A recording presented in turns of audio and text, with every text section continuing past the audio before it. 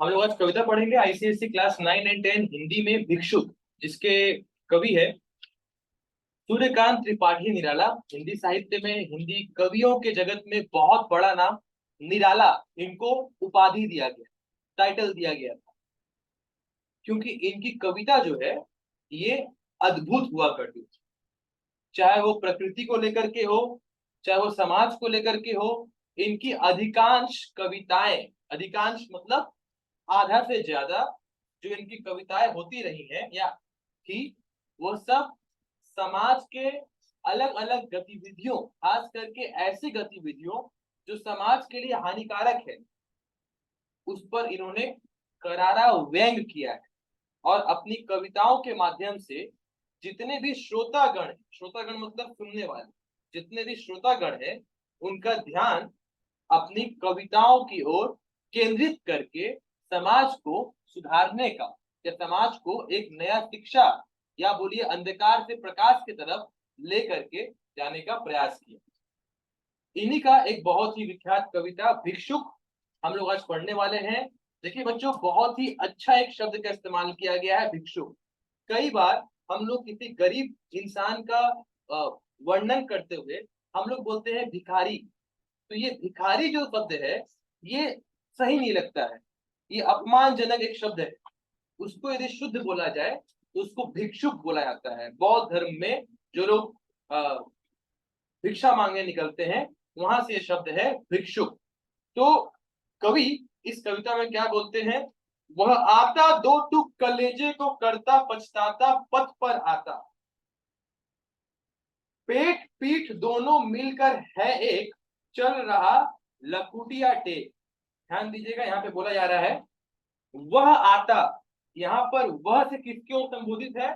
वह से भिक्षुक की ओर संबोधित किया गया है। यहाँ पे बोला जा रहा है वह आता, यानी कि भिक्षुक आ रहा है।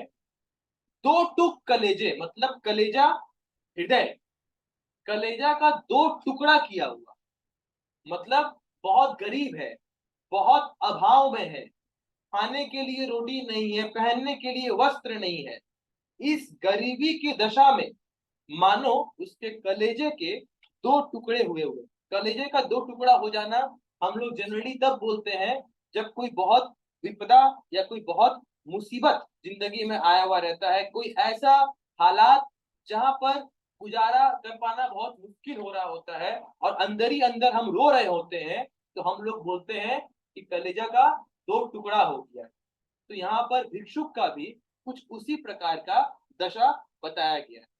वह आता दो टुक कलेजे, क्वेश्चन पूछा जाता है कि दो टुक कलेजे से क्यों लिख, क्या क्या तात्पर्य है? मतलब यहाँ दो टुक कलेजे से भिखारी या भिक्षुक, भिक्षुक लिखिएगा, भिक्षुक की दयनीय अवस्था और उसकी लाचारी के वजह से उसके कलेजे के हुए हुए दो टुकड़ों की ओर संबोधित किया गया।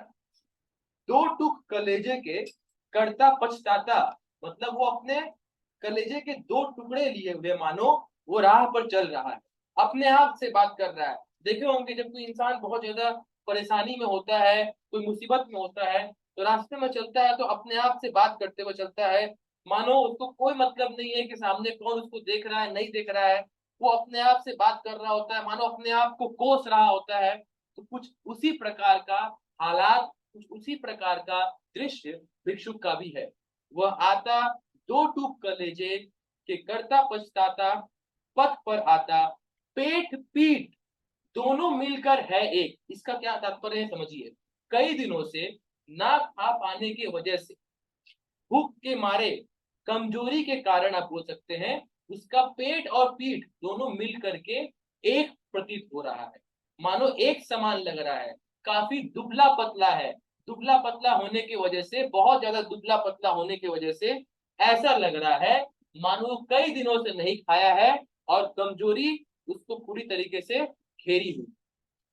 पेट पीठ दोनों मिलकर है एक, चल रहा लकुटिया टेक, एक डंडा के सहारे वो चल रहा है, क्योंकि उसके पूरे शरीर में कमजोरी भरी हुई। कमजोरी क्यों भरी हुई है? क्योंकि वो कई दिनों से खाया नहीं है, भरपेट उसे खाना नहीं मिला है। मुट्ठी भर दाने को भूख मिटाने को, मुट्ठी भर दाने को भूख मिटाने को मुंह फटी पुरानी झोली को फैलाता, दो टूक कलेजे के करता पछताता पद पर आता। वो अपना पेट भरने के लिए अपने अगल बगल जितने भी लोग हैं उनके सामने झोली फैला रहा, हाथ फैला रहा है। और उसका दुर्भाग्य देखो कि वह जो अपना झोली फैला रहा है, अपना हाथ फैला रहा है, वह झोली भी फटा हुआ है। इससे और दर्दनाक या दयनीय दशा क्या हो सकती है कि वह अपने अगल बगल के लोगों के सामने उनकी दया दृष्टि पाने के लिए जब हाथ भी फैला रहा है, तो हाथ फैलाते हुए जो झोली वो फैला रहा है, वह झोली फटा हुआ है। पहला जो पैराग्राफ आप लोग पढ़े हैं, इस पैराग्राफ में भिक्षुक की बहुत ही दयनीय अवस्था का वर्णन किया हुआ है। आप यदि पूछता है तो आप लोगों को यहाँ पर पूरे पहले पैराग्राफ के बेसिस पे आप लोगों को भिक्षुक का दयनीय अवस्था का वर्णन बताना है। क्लियर है? साथ दो बच्चे भी है सदा हाथ फैलाए, बाएं से हुए मलते हुए पेट को चलते और दाहिना दया दृष्टि पाने की ओर बढ़ाए।